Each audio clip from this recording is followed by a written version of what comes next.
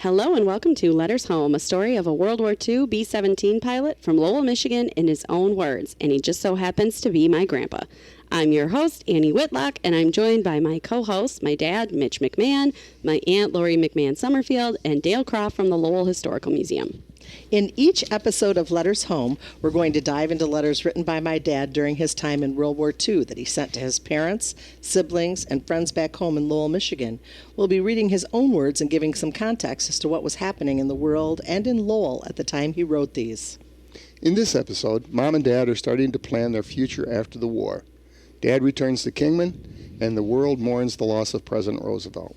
Yes, indeed. Well, we have a few corrections and additions today. The biggest one being, so we're going to start with that. So our apologies to all of our Catholic listeners, because last week we read a letter where Bruce appeared to have said that he and Margaret were having their deviations, but this was totally a typo by me.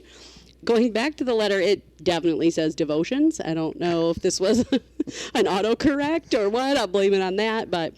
And honestly, that makes a lot more sense. I don't know why. Right. I thought We're going Wednesday night and Sunday to devotions. Why you go study the deviations. But if you want to, you can. There are 10 Catholic deviations. Sure. But, that doesn't make a lot of sense. That are not necessarily true. No. That's okay. But they were doing that. They were doing devotions. So apologies. I'm sure everyone was probably listening to me like, what in the world are they talking about? And I also think, so the additions part, I think I have an answer to the Roy Rogers movie. I figured mystery. you were gonna solve that. Oh, mystery. Absolutely! I was going to solve this mystery. So, because you actually told me how to do it, and it made good sense. So we mentioned last week. So just so people don't know, Bruce was going to see a Roy Rogers movie. He didn't say which one because it was actually Margaret saying she was letting him out of the house by himself to go see the movie. That letter was written like October 20th or something. Dale had the idea we could see in the Ledger in the Strand Theater what was playing there at that time. So I did. I went back to October, this time in the Ledger and kind of looked for what was playing at the Strand. And I found an ad that said the Roy Rogers movie that was playing in Lowell on October 19th was Yellow Rose of Texas. What? So I think Aunt Lori and I are correct. Oh, wow. Based on when the movie came. That doesn't necessarily mean he wasn't seeing an older one. Right. That doesn't necessarily mean it, but you gave me the idea to go back to the Strand movie or the Strand Theater, and I did and found it was Yellow Rose of Texas. Yeah, I looked for the Strand. But I couldn't find the Yellow Rose. I found another Roy Rogers movie that was playing during October. So. Oh no! What one did you find then? I can't remember. San Fernando Valley. Maybe No, that's not it right. wasn't any of the four. Oh, it wasn't any so of the four. I didn't. I didn't clip it out and put it in the. So send me that link so I can put it on our YouTube. Oh no! Okay, you're right. I should probably do that. I'll go find it again. San Fernando Valley was released in September of that, so I was thinking maybe I was right, but no, I'm standing corrected. Okay. I mean, it's amazing though. You can have like 4 movies come out. Oh yeah, he had 4 movies come out that year. In 1 year. In I 1 guess year. some. Are there any actors that do that? But anyway, I'm going to claim victory on this one. All right. And Aunt Lori, I for was me and just Aunt Lori. about to claim victory, but No, okay. no, I'm going to do it. And that movie was about the showboat, right? And the insurance adjuster and the bank robber. So I'm thinking, yeah. Anyway, if any listeners have corrections or additions, comment, message us, let us know. We'll rectify it in a future episode. We certainly have made a lot of these mistakes over the course of these 50 episodes now. Episode 50. Episode 50. We are now into the year 1945. So we're a brand new year. Our letters are getting fewer and farther between now. I think this is because Bruce and Margaret they're living closer to home because they're in Chanute, Illinois. They don't have, as the year starts, they've left Kingman, Arizona, so Bruce could attend communication school in Chanute for a few months. So they're closer to home. Maybe they don't have to write as often. So we'll start with a letter from Margaret from January 11th, 1945, in her own words. Thursday. Dear Lotta and Frank, I should have written sooner, and I certainly owe Helen, Veda, and Marion thank you letters for our wonderful time over the holidays. It took us a good whole week to get back to normal life again. Well, normal for me, but probably much too quiet for the average. Bruce had such a bad cold which settled in his back that he was home from school for 2 days, and in this apartment smelled of liniment for a week. I hate to even write this because of the trouble it'll put you to, but we started after the drapery material and I couldn't find the measurement list. I was so positive I put it in my purse when I came down from upstairs, but I've searched high and low for it. Could you measure once more for me the big window size and also from the top to the floor? And then the hall windows also? As soon as we hear from you on this, we'll be off like a flash to Champagne. Tell Helen I made Spanish rice the other night, and even I'll admit it was très bien. We finished the whole casserole full at one sitting. Today I'm trying yeast rolls, and I had a chicken dinner Sunday, first one I've tried for roasting, and we had Captain Sod and Francis down for dinner. They stayed until 9 that night, and we ate again. It was fun getting dinner for 4, and Bruce carved the chicken and mashed the potatoes and literally took over. I guess I got quite confused at the last minute. I'll learn to be half as good a cook as all of the McMahon women if it takes the rest of my life, and it probably will. I go to the doctor out here Monday. Last night, Warren and Francis had us down to Warren's birthday dinner, and I wore my size 11 dress. It was almost disappointing. Isn't it terrible to be so anxious to get so big? My mother sent 2 of her dresses yesterday. They fit swell and look real nice. I'm going to fix the fur hat for this Sunday. Wish I'd had a little bit more ambition. I think about something I'm going to do for 2 days before I talk myself into it, like cleaning the Venetian blinds or trying rolls and little stuff like that. I really love this apartment and good times Bruce and I have together, especially listening to the radio, working on crossword puzzles and planning the future. He's so wonderful to me and for me. I sure can't believe I deserve him. Write soon, and I'm awfully sorry about the measurements. I'll write better after this. I owe quite a few now. Love to you both. I miss you already. Margaret. We're going to hear a lot about these curtains that she's trying to make, that's for sure. I think it's cute. They're working on crossword puzzles together. Isn't that nice? Yeah, and They did for their whole lives. They did Yeah. for their Oh, whole yeah. life. Okay, yeah. so this is maybe where I get my love of crosswords from, because I do crosswords every day. I do a crossword, New York Times Dad was crossword every good. day. Yeah. They had Well, special I'm sure books. Mom was too, but Special books that went along with it for those hard words and different things. Yeah, meanings. Oh my gosh, that's so fun. That's cute. And so yeah, she's anxious to get big. Yeah, she's getting which is probably normal. further Yeah. along. She's cooking chicken. This is just like a very, domestic scene. And over Dad here. taking over, I mean, that tracks because Dad loved to cook. Mm-hmm. I mean, he cooked our whole lives as Yeah. well. Mm-hmm. Yeah. Yeah, I remember Grandpa cooking Oh, yeah. more than Grandma. Although I guess because Grandpa lived longer, and I remember that more. But yeah, he was the cook for sure. Well, we're gonna hear more about the curtains even now, because on this same day, Bruce also writes a letter to his parents, also about the curtains, in his own words. Dear Mother and Dad, I received your letter this morning, Mother. The way Dad gets around is really something. I'd like to see fellows 25 years old keep up with him. I'm glad you like the chairs. Do you think they'll go well with the rest of the room? They were expensive, but they're well made and should last us a long time. I noticed on the Heyman bill that delivery will be made 3 weeks after you notify them, so you can judge accordingly. Margaret and I would like to get home sometime around the first weekend in February. However, it doesn't make any difference, so if the floors are finished at that time, we will wait. If they aren't finished at that time, we'll wait until later. You can drop us a line and let us know, and then we would be home the following weekend. We're going to Champagne some morning this week and get the drape materials. It'll be a hard thing for Marg to pick the right color without seeing the stuff in there, but I think we'll do okay. We've been having a great time looking through Better Homes and Gardens that Lucille Bolins gave Marg. The other day I got thinking and wondering whatever happened to the various attempts, Bill Doyle and Doc McDonald, to buy that woman's property at the bottom of the hill. Of course, I've never looked the view over very much from there, but I do remember that it was nice view from the back of the lot. Did she want too much money, or did she want to sell? If after the war we put up a small house there, we could rent it out and sort of get a corner on the property up there. As you can see, I have the remodeling bug, and the hill is the best site in Lowell. Dad has spoken of the building on the side of the knoll of our hill, but it seems a shame to spoil that picturesque hill. You understand that I'm speaking entirely in the future, but it's fun to plan even now. Marg will put this in her letter to you and mail it today. Your loving son, Bruce.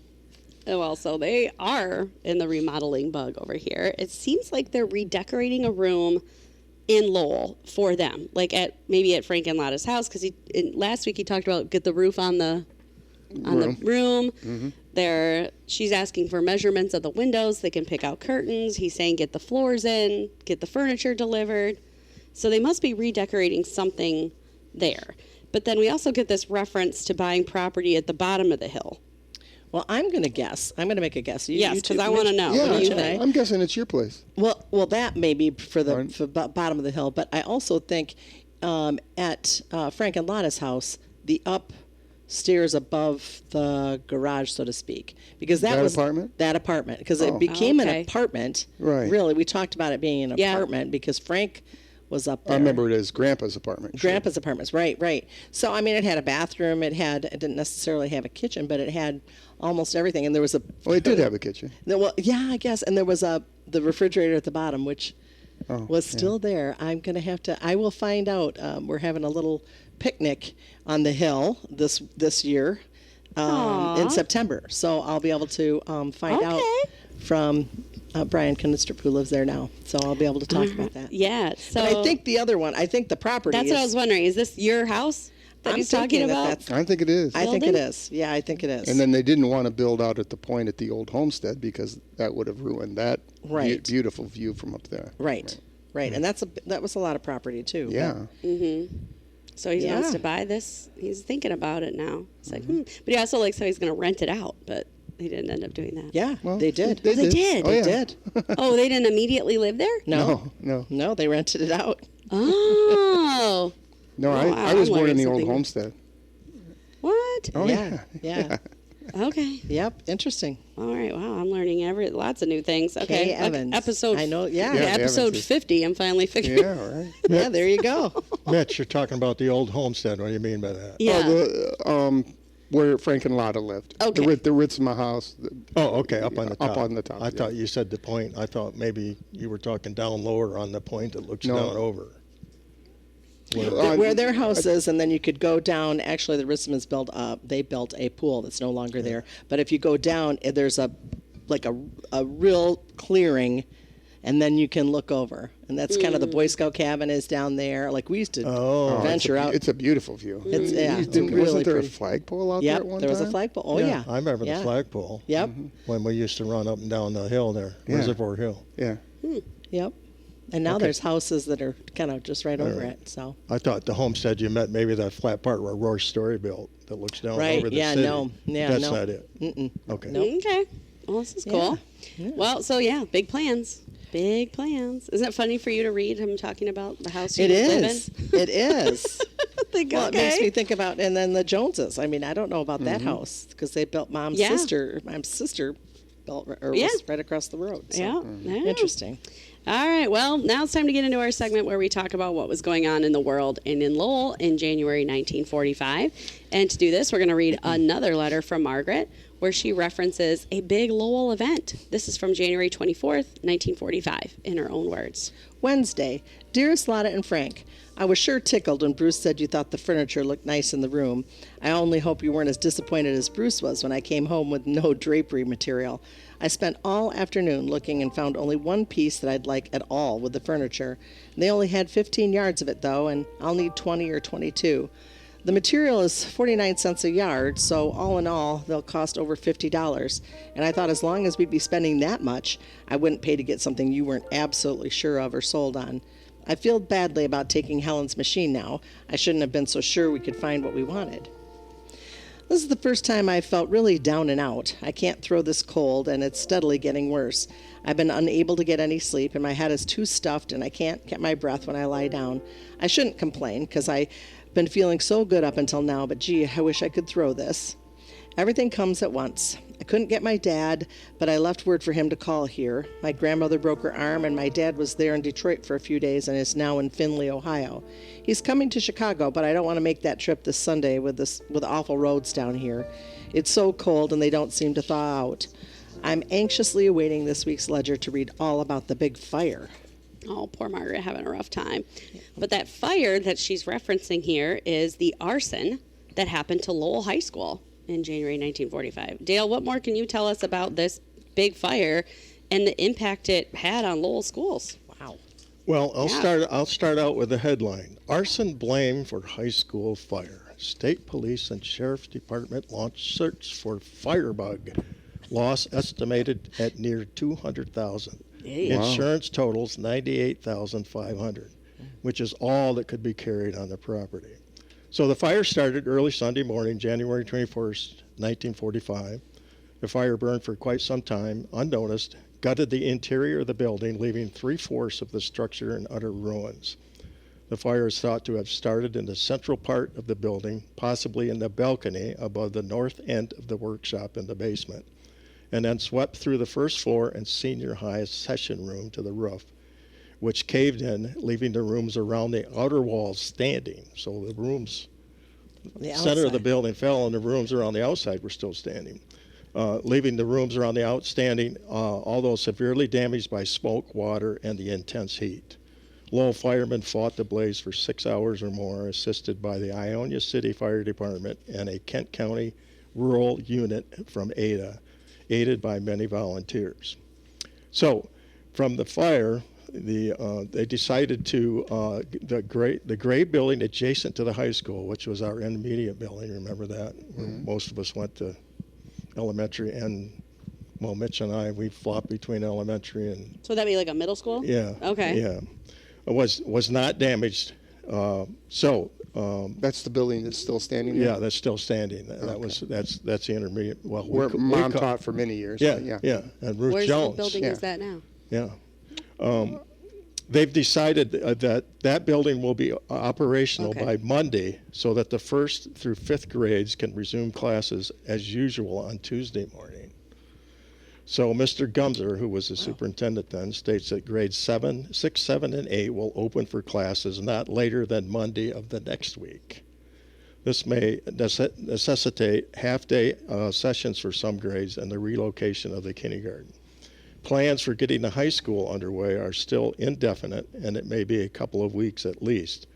All available buildings under consideration must be approved by the state fire marshal. So the high school kids went on spring vacation then, so they had some time January. to do it. So here it is, January, they go on spring vacation. Oh, no. Spring vacation will be held next week for high school pupils during this period. It is hoped that the architect and the state inspectors will be able to determine whether the remaining classrooms could be made ready for occupancy in a comparatively short time. Oh, like the ones on the outside? Yeah, so the outside, they were going to try to gosh. make those rooms, if they were safe, then the high school kids. So they had an early spring break in the What a winter. mess. In January. So we're Andy, talking about the old high school Yeah. where we went to The eighth grade. junior high. Where we yeah, went where eighth we grade? went to 6th, 7th, and 8th grade. Oh, okay.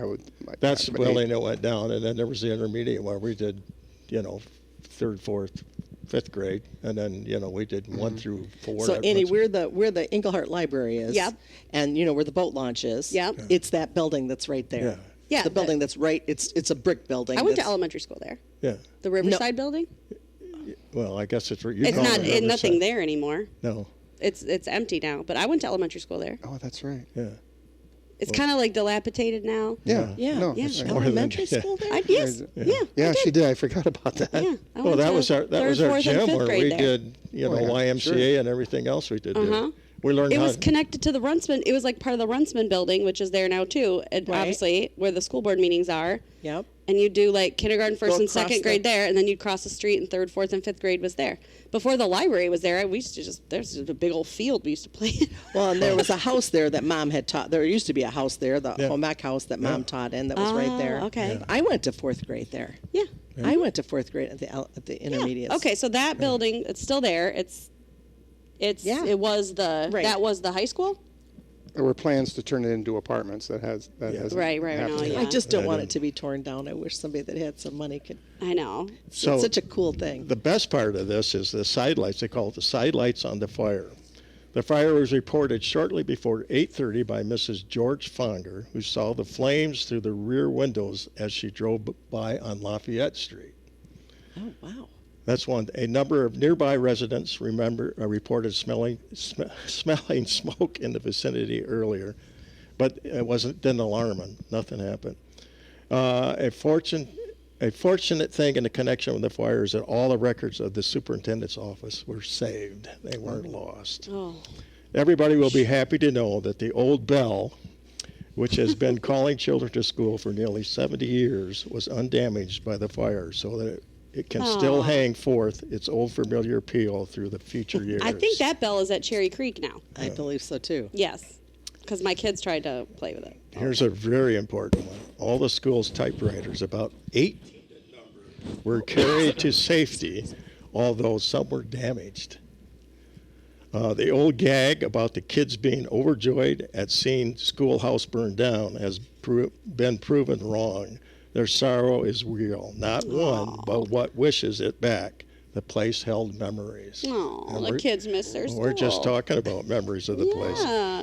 At least one high school girl turned out in pajamas, slippers, and hair curlers to watch the excitement, and had her picture taken by some camera person. This is really cool, and it doesn't surprise me at all. Musical instruments valued at over $1,000 were carried from the burning building by Orville Jessup. Oh my gosh. Yes, Oh. music Risked instructor. his life to save One of the instruments. first to reach the scene. Band uniforms were at the homes of the individual members, so the uniforms We're safe. were safe. So he saw a fire where he worked, and he went, "All those expensive instruments." Oh yeah. Ran in to save them. Some Oh yeah, my they, gosh. some of they ran. Yeah, people ran in there and got stuff while some of the fire was still going. Here's another. Can't We believe they were talked allowed about to the do that. spade, the tradition of the spade. Yeah. It's passed down. So students rescued the emblematic spade and school trophies from which lined the halls. Framed pictures of all the high school grads hung around the walls of the senior session room were lost. Bird Beecham, head of the shop department, suffered a personal loss that cannot be measured in dollars and cents, losing many years of accumulation of drawings, blueprints, and other valuable papers. Also, many personally owned tools. Yeah, the And teachers my- lose all their stuff. Yeah, I know. Yeah. All our ditto sheets. All our mimeograph ditto sheets we used to run off on the old machines. No. I can smell that. And my favorite, the best one, this one is absolutely amazing. A sixth grader was observed with an armful of books. And when asked if he ran into the fire to save the books, he replied, "Heck no, I brought these from home to throw in." Oh, that's funny. Oh, that's funny. It's great that it's in the ledger. Great, great, great. Oh my God. That's great. What a mess. What an absolute mess. And to finish off here, just a little bit of the history of the building. The three-story brick building was erected in 1915 at the cost of $50,000. Nice. But many improvements and changes were made throughout the years. The members of the school board at the time of the building of the school burned Sunday was D.G. Look, W.S. Winger, Dr. F.E. White, R. Van Dyke, and E.D. McQueen. The proposal to the building was voted down twice by the district before it was finally built. It was first occupied on February 7th, 1915, and the dedication ceremonies were held on March 23rd. That was the year Dad was born. My Yeah. goodness. Yeah, so I can't imagine. I mean, being on the school board now, if a fire destroyed the high school, that would pretty much consume my entire life, most likely, for for quite some time, to figure out how to have schools still, like how to, don't even, Right. I can't even imagine. Get over the kid running home to get books to throw on the fire. yeah. Well, I would definitely come in to save this I would- podcasting equipment. I would if sure like need to be. know who that sixth grader was. Yeah, that's That would be, maybe that's, Oh my gosh! But yes, what a big deal. How about the McQueen you mentioned? Any relation? yeah, that's my great-grandfather. Oh, okay. Oh, okay. Yeah. Well, he had his hands full, I'm sure. So 1945 starting out a little rough for Lowell school children, especially the high school students. Don't know where exactly we're going to school. Spring break in January. Spring Can't break get in better than January. that. That's true, I guess. Well, so Margaret does mention this, obviously, in her letter, but we're going to finish this letter that she reads because it's very funny, and I think it's funny anyway, and it reveals a little bit more about what their married life is like in Illinois. So in her own words. Don't read this part to Frank, but last time I went to the doctor, it was the first time I'd seen Major Grustein. I told him I hadn't seen a doctor in 2.5 months and that I wasn't even sure I was having a baby at all. He gave me a complete, thorough exam and said not to bother getting other information from a Chicago doctor. He said after the exam that he'd say I'm starting my 6th month. I told him that was absolutely impossible because I wouldn't celebrate being married for 5 months until January 23rd. He said he could be off 2 weeks, so I'd be safe. I asked him when I'd blossom out, and he said I already had, and that the funny sensations I described were the flutterings, etc. He said its heart was going 60 beats per minute, so now I'm sure for the first time. He gave me vitamins, and I've been taking them right along, and bingo, came down with the cold. Such is life.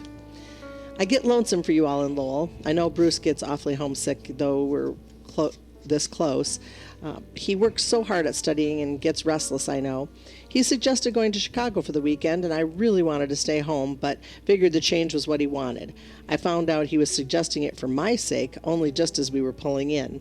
As it turns out, we both had a wonderful time, but from now on, we're going to be real truthful about what we really feel like doing. I'm always afraid he'll get tired of staying home, so I suggest a show when I don't feel like it, and then find out he would have preferred listening to the radio. Well, that's love for you. There's such a thing as considering each other too much, I guess. We've made a pact now. I must write Helen and Bern. I couldn't figure Bern's letter out, and I'm ashamed. I work at it every day, but there are still some missing picture words I can't figure out. I must do dishes now and try to work up some energy. Love to you both, Margaret. Did you catch that last part? Good to know somebody else struggles with it. Exactly. She said she's trying to work out one of Bern's picture letters. Us too. We still haven't figured out the salutation of that one letter he sent Bruce. So for our listeners, remember talking about the rebus puzzle. He clearly must have sent one to Marg that she's struggling to figure out. Yes. So Yeah. I don't feel alone now. She feels ashamed for not figuring it out. FYI, I did call Sister Marty and read her that information. I said, there was Mom talking about you. Aw, we got to get her on when she's born on this podcast. We have to get her on. There we go. to read that letter. I would love it.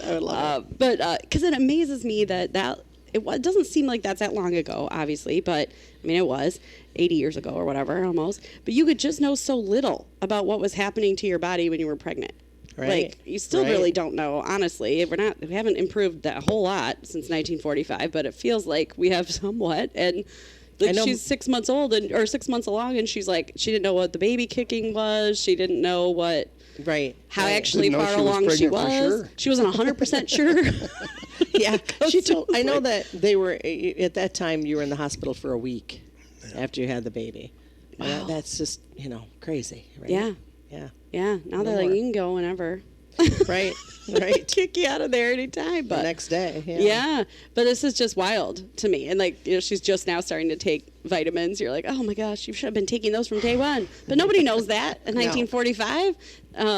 And she didn't even know she was necessarily pregnant. But I'm glad she got some answers. Although I did skip the part in the letter where she makes a comment about her doctor being Jewish. So if you're reading this in the letters, just be forewarned. It's not a terrible thing she said. Well, sure. But she's acknowledging it, which maybe you don't need to. At this point, the letters stop for a while. So we don't have any letters from Bruce or Margaret the entire months of February or March of 1945.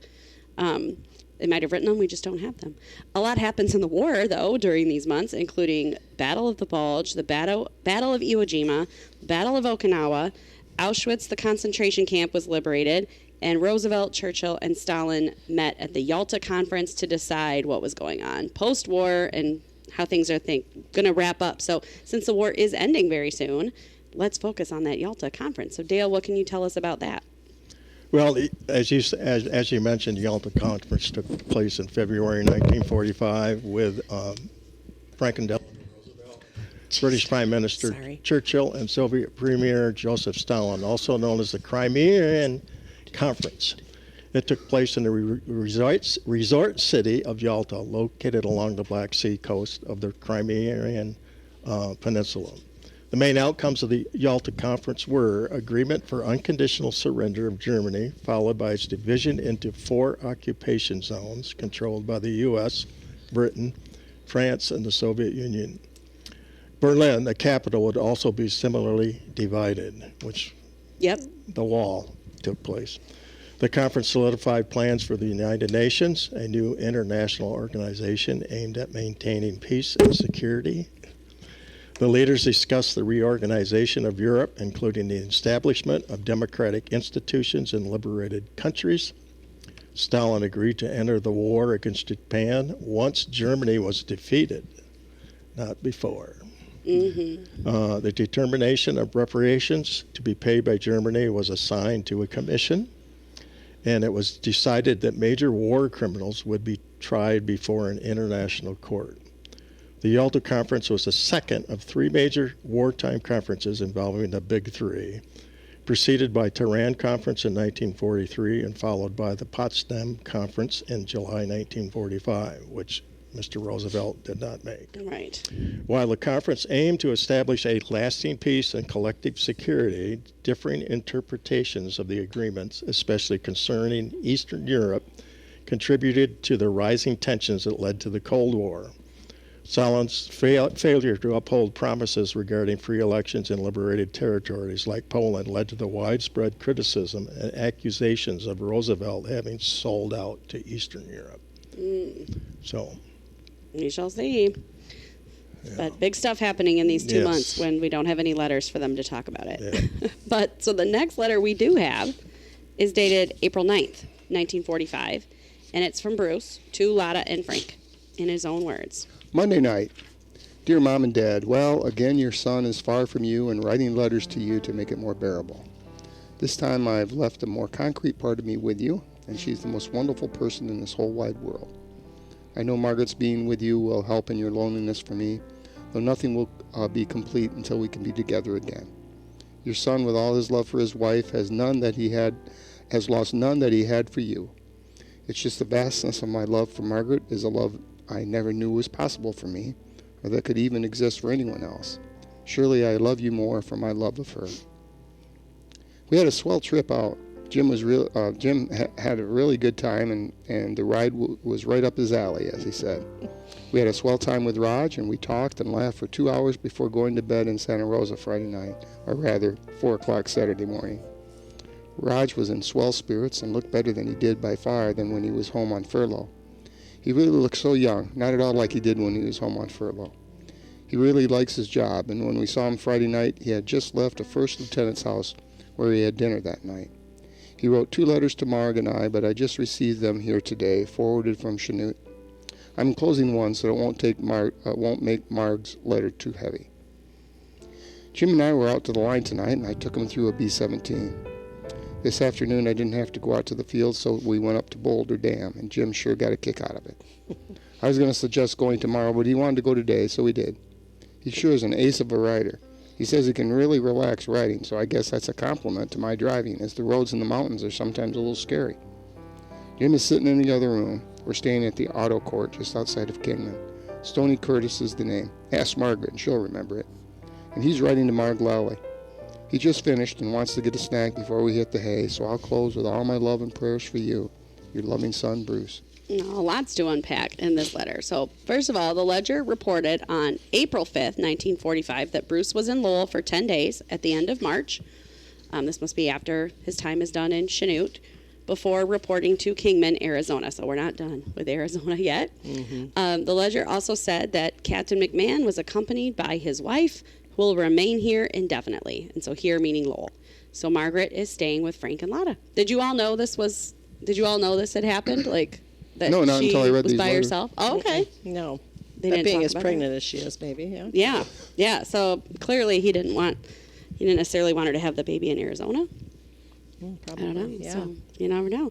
So it also appears that Bruce drove back to Kingman with Uncle Jim, right? That's who Jim is, I'm guessing, Yep. and that they finally met up with Roger. So that's nice. Yeah. It seemed like he had a good time riding back to Arizona with Jim. We'll talk more about Roger here in a minute, but it seems like they had fun. Their trip around cross-country road trip. I know we just did a what was going on in the world segment, but since we have skipped ahead in the timeline a bit, all the way to April, I want to report on a big event that happened on April 12th, 1945, The death of Franklin Roosevelt. Dale, what can you tell us about how he died? Well, his death, like you said, April 12, 1945. He was only 63 years old, but his health had been undermined by many conditions, very high blood pressure and congestive heart failure.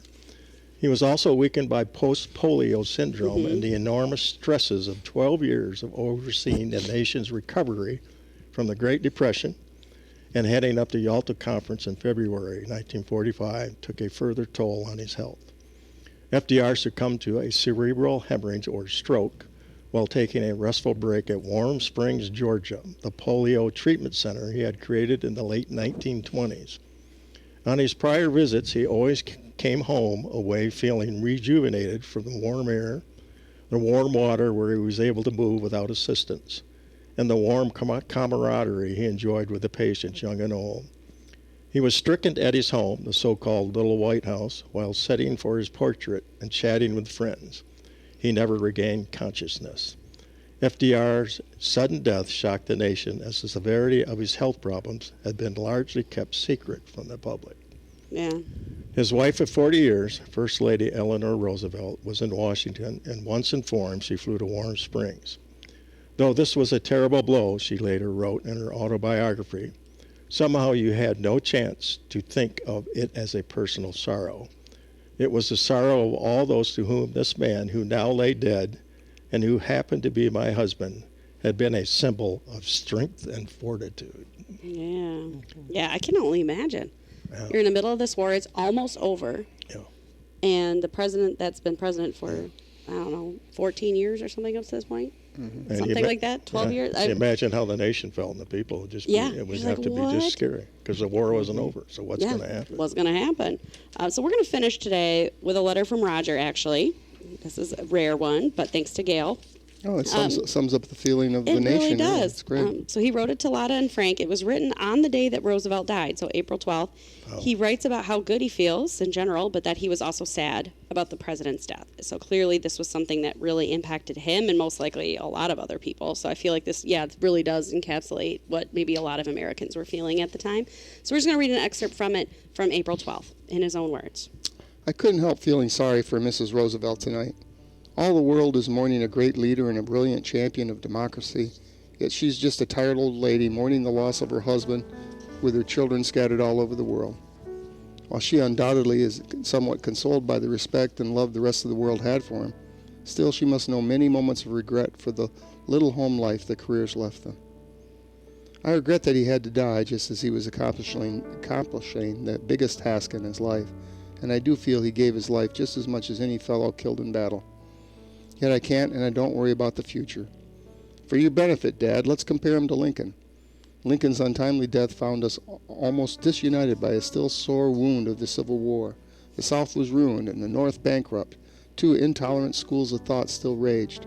All of powerful Europe was waiting for an opportunity to retake our country as colonies. A little-known and unsung vice president stepped in, and we muddled on and continued to progress. Today's Roosevelt's death finds us wonderfully united. Our industrial and agricultural areas become booming and undreamed of production. We are of one mind on the pursuit of the war.